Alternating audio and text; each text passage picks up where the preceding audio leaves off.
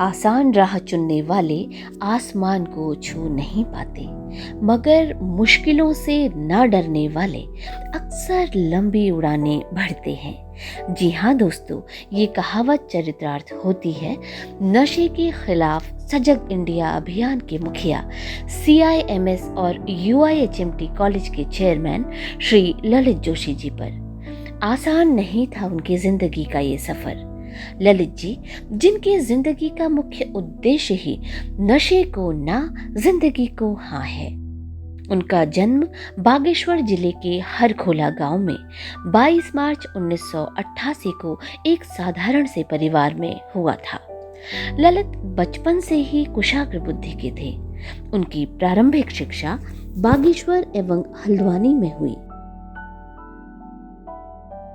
10वीं कक्षा की परीक्षा के बाद ललित अपने चाचा जी के पास टनकपुर गए।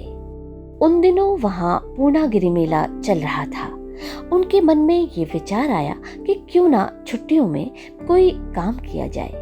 क्योंकि परिवार की आर्थिक स्थिति साधारण थी, इसलिए उन्होंने पूर्णागिरि मंदिर के बाहर प्रसाद बेचना शुरू कर दिया।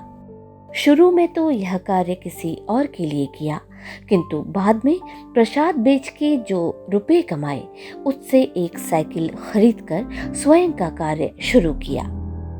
12वीं परीक्षा उत्तीर्ण करने के बाद देहरादून आ गए। यहीं से अपनी उच्च शिक्षा ग्रहण की। कई सामाजिक संस्थाओं से भी जुड़े।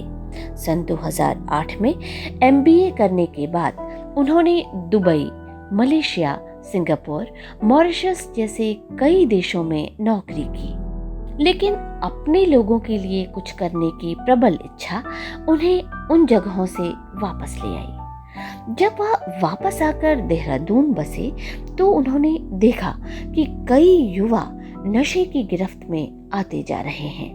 इसी के चलते उन्होंने युवाओं में नशा मुक्ति का संकल्प लिया तथा युवाओं के बीच जाकर युवा संवाद की शुरुआत की। मैंने इंसान को जोड़ दिया, ये राष्ट्र अपने आप बढ़ गया। तो कहने का तात्पर्य भी है कि अगर हम इंसान कई स्कूलों में जाकर लाखों छात्र छात्राओं को सजग इंडिया के माध्यम से नशे के खिलाफ जागरूक करने का अथक प्रयास भी कर रहे हैं। उनका कहना है कि वह जल्द ही अन्य राज्यों में भी नशे के खिलाफ जंग की शुरुआत करेंगे। नशे के गिरफ्त में आने से पहले मेरी दिनचर्या कुछ इस प्रकार से हुआ करती थी कि मैं सुबह कोई समय नहीं होता था उठने का, ना कोई समय खाने का होता था, ना कोई समय सोने का होता था। जब मन करे खाए, अपना नशा किया और सो गए। और जब नशे को जब मैंने छोड़ा, जब से मैं श्री एडवोकेट ललित मोहन जोशी सर से मिला, तब मेरी दिनचर्या बहुत अच्छी होने लगी।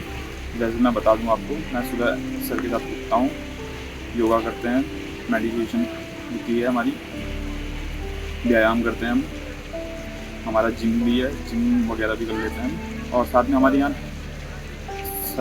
सर के संस्थान में जुड़ने के बाद मैं यहाँ से इसी संस्थान से अपनी पढ़ाई भी कर रहा हूँ और साथ में यहाँ मैं ट्रेनिंग भी कर रहा हूँ। साथ में मैंने यहाँ कमांडो की ट्रेनिंग भी करी है और उसके साथ साथ मैं अपना ज़्यादा से ज़्यादा समय श्री एडवोकेट ललित मोहन जोशी जी के साथ व्यतीत करता हूँ।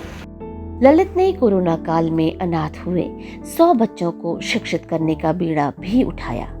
साथ ही अपने संस्थान में 300 जरूरतमंद छात्रों को निःशुल्क पढ़ाने का भी प्रण लिया है।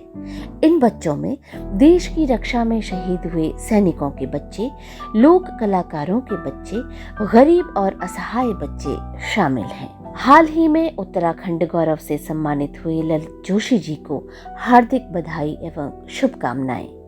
नमन है ललित जोशी जी को, जिन्होंने इतनी कम उम्र में इस महान और पुण्य कार्य को अंजाम दिया है। ईश्वर से प्रार्थना है कि ललित जोशी जी को सफलता की हर उस ऊंचाई तक पहुंचाएं जिसके वह हकदार है। ज्यादा कोई जान नहीं सकता है, आपकी अंतरात्मा जानती है कि जिसका भाई, जिसका पिता, जिसका बड़ा व्यसन करता है, उस घर का उद्धार कभी नहीं हो सकता। और जिस घर में व्यसन ना हो, जिस घर में नशा ना हो, मैं कह रहा हूँ रेबरी भी कर रहे, उनके बच्चे भी आईएएस निकलते हैं।